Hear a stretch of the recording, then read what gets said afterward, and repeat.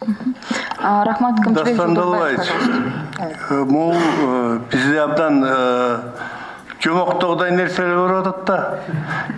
Кейлері соттолып, анан соттолғандағы екі ағасы мен инесі изнасилование жасап, тияққа отырып келіп, анан депутат болып атат. Бұл қандай болады? Бұл жерде сіз бір ұшыларда қошып кетсеңіз не болады? Бұл жерде мындай да біз мындай зордуктоо өлтүргөн ушундайларды мен жазган жокмун бул жерде. Бул жерде только экономикалык жана кызматтык кылмыш аракеттер. Жаш керек да, анан кайрылы ошондой иш жасап коюп анан кийин жөнөкөй эмес, депутаттыкка акча берип келип атпайбы. Баласын, өзүнүн баласын Верховный соттун председателі Осмоновдун кызына алып бере коюп, если хотите, фамилияларын айтып коюн. Мына Салымбеков. Иманбайдагы Салымбековдун чоңу кичинеси соттолгон. Берки Салымбеков Аскарды билбейм, чын айткандачы. Манан 10 жылдан бери экен да, отуруп келгенден кийин кайра сот болуп атат. А по национальности булар уйгурдар экен, көрсөчү. Ага каттар келип атат.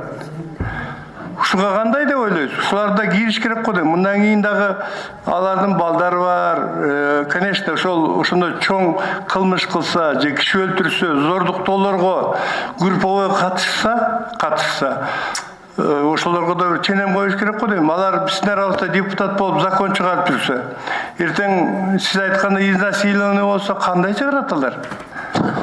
Iya. Мен алар боюнча даже жазган жокмун бул жерде. Жазыш керек да, жазсыңыз аны, жазбасаңыз чийик мыйзам болуп атпайбы? Чийик эмес, биз жөн эле экономикалык жана кызматтык кылмыш аракеттерди мен.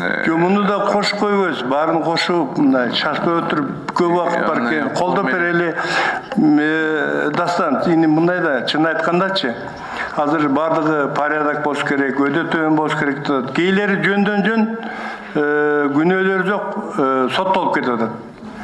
Кайрылып келип атат, СИЗОго отуруп. Ошондой мезгилдегилердин так туура чечип салсак жакшы эле болот эле. Мен жолдош замминистрге айтайын дедим белем. Сиз деле эми сизге эме Курсан Асанович, вообще ушундайлар кездешип атпайбы? Ушул маселелер боюнча өзүңүз айтып берсеңиз.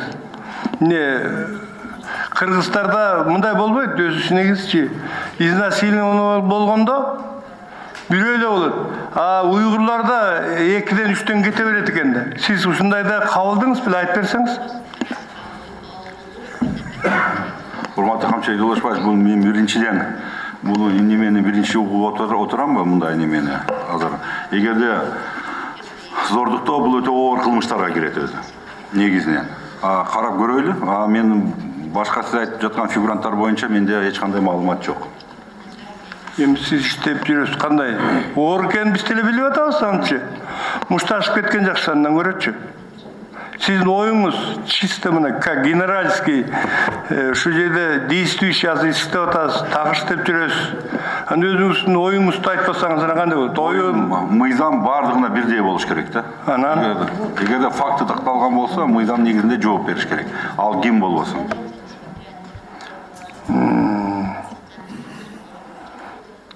Рахмат анда.